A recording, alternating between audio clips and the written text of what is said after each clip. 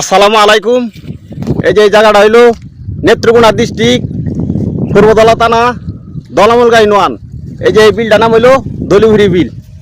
এই যে দেখেন, এই যে বন্যা ধান মানুষের ফাঁকনা যে ডুবাই আলতাছে। আর এই যে দেখেন কৃষকরা কত পরিশ্রম করে আছে, দেখেন পানির মধ্যে ধান কাটতেছে, বৃষ্টি পড়তেছে, মেঘ বৃষ্টি পড়তেছে, এরপরে ওই যে তারা ধান কাটতেছে। মানে যে আপনারা যে বৃষ্টির মধ্যে ধান কাটতেছেন একটু কষ্ট লাগে না?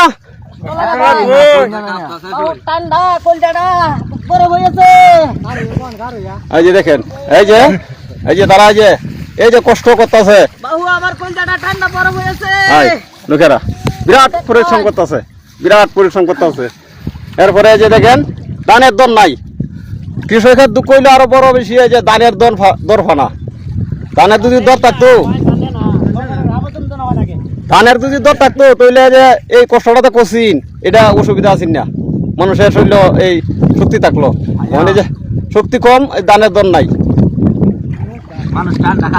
আর যেখান ঠান্ডা কাঁপতেছে বিরাট, করবো কি? এই যে 6 মাস বড়া বেড়া নিয়ে যে এই জমির মধ্যে কি কষ্ট করছি, এখন তো হ্যাঁ 6 মাস ধরিয়া এই কষ্ট করছে, এখন এই যে বন্যা নিতেছে গা ধান, কি করবো?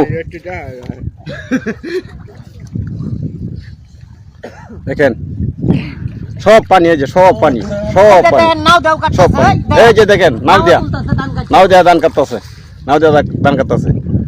তবে তারেক রহমান যদি ধানের দরটা একটু বাড়াই দিত, তেই কৃষকের একটু শান্তি পাইতো।